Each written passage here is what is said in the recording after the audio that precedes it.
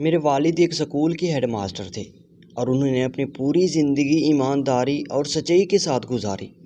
ان کے مخالفین نے انہیں کبھی ترقی کرنے نہیں دی تھی، لیکن میرے والد ہمیشہ اللہ کا شکر ادا کرتے اور ہمیں بھی یہی سکھاتے کہ ہر حال میں اللہ کا شکر ادا کریں۔ ہم 3 بہن بھائی تھے، 2 بھائی اور میں اکلوتی بہن۔ میرے والد نے اپنی محدود آمدنی میں ہمیں اچھی زندگی دینے کی پوری کوشش کی تھی، ہماری تمام بنیادی ضروریات پوری کی تھیں اور ہمیں اعلیٰ تعلیم دلانے کی ہر ممکن کوشش کی۔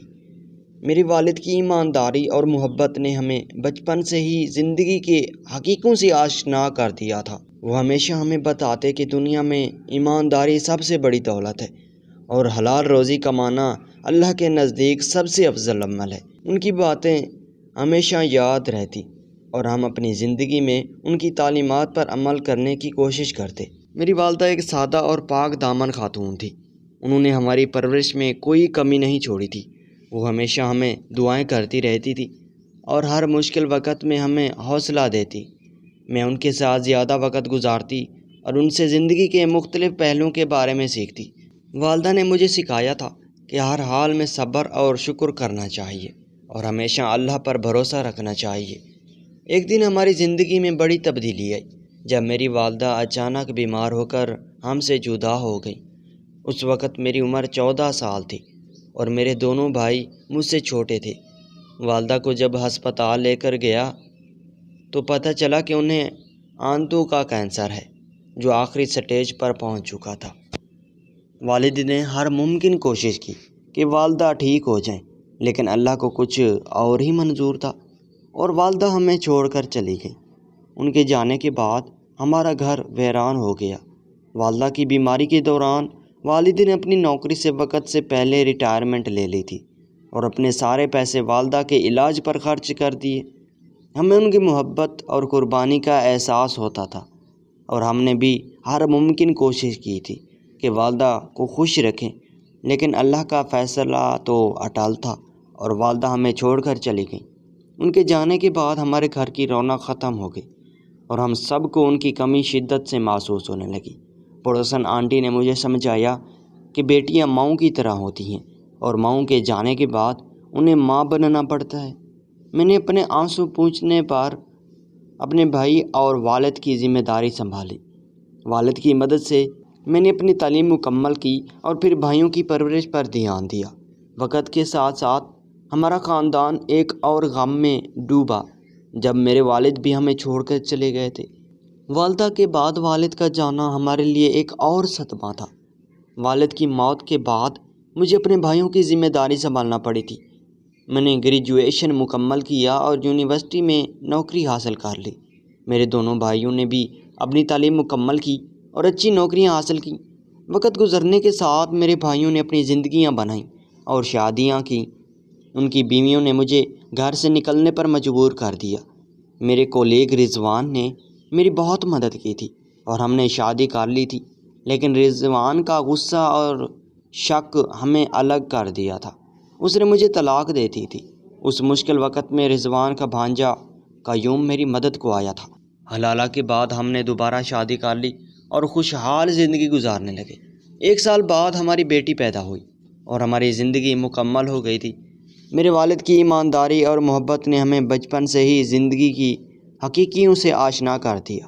وہ ہمیشہ ہمیں بتاتے کہ دنیا میں ایمانداری سب سے بڑی دولت ہے اور حلال روزی کمانا اللہ کے نزدیک سب سے افضل عمل ہے۔ ان کی باتیں ہمیں ہمیشہ یاد رہتی اور ہم اپنی زندگی میں ان کی تعلیمات پر عمل کرنے کی کوشش کرتے۔ میری والدہ ایک سادہ اور پاک دامن خاتون تھی۔ انہوں نے ہماری پرورش میں کوئی کمی نہیں چھوڑی تھی۔ وہ ہمیشہ دعائیں کرتی رہتی تھی اور ہر مشکل وقت میں ہمیں حوصلہ دیتی۔ میں ان کے ساتھ زیادہ وقت گزارتی اور ان سے زندگی کے مختلف پہلوؤں کے بارے میں سیکھتی۔ والدہ نے مجھے سکھایا کہ ہر حال میں صبر اور شکر کرنا چاہیے اور ہمیشہ اللہ پر بھروسہ رکھنا چاہیے۔ ایک دن ہماری زندگی میں بڑی تبدیلی آئی جب میری والدہ اچانک بیمار ہو کر ہم سے جدا ہو گئیں۔ اس وقت میری عمر 14 سال تھی اور میرے دونوں بھائی مجھ سے چھوٹے تھے۔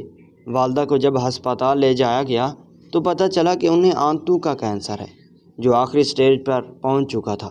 والد نے ہر ممکن کوشش کی تھی کہ والدہ ٹھیک ہو جائیں، لیکن اللہ کو کچھ اور ہی منظور تھا اور والدہ ہمیں چھوڑ کر چلی گئی۔ ان کے جانے کے بعد ہمارا گھر ویران ہو گیا۔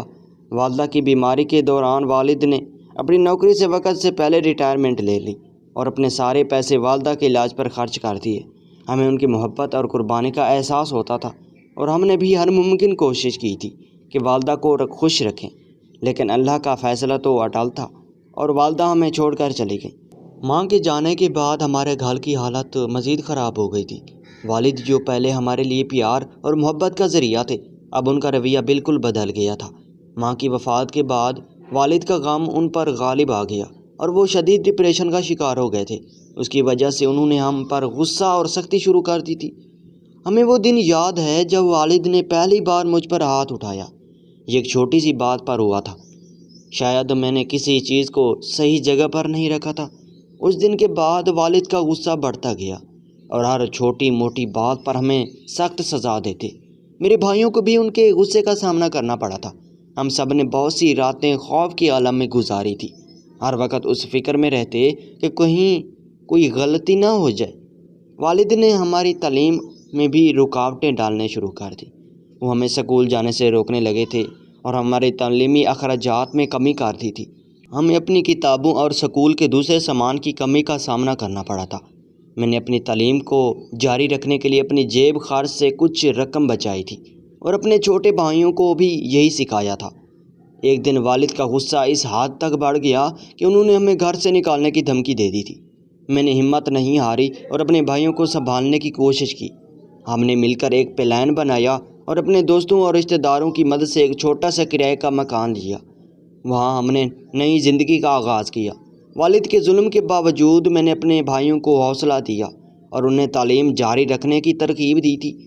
ہم سب نے مختلف چھوٹی موٹی نوکریاں کی اور اپنے اخراجات پورے کیے۔ وقت کے ساتھ ساتھ ہماری محنت رنگ لانے لگی تھی۔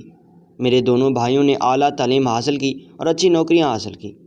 ایک دن میرے بڑے بھائی کی شادی ہوئی اور ہم سب نے مل کر اس خوشی کو منایا۔ شادی کے بعد بھائی نے مجھے اور چھوٹے بھائی کو اپنے ساتھ رکھنے کا فیصلہ کیا۔ ہمیں ایک نیا گھر ملا اور ہم سب نے وہاں مل کر زندگی گزاری۔ کچھ وقت کے بعد چھوٹے بھائی کی شادی ہو گئی اور وہ اپنے نئے گھر میں منتقل ہو گیا۔ میں نے اپنی تعلیم مکمل کی اور ایک اچھی نوکری حاصل کر لی۔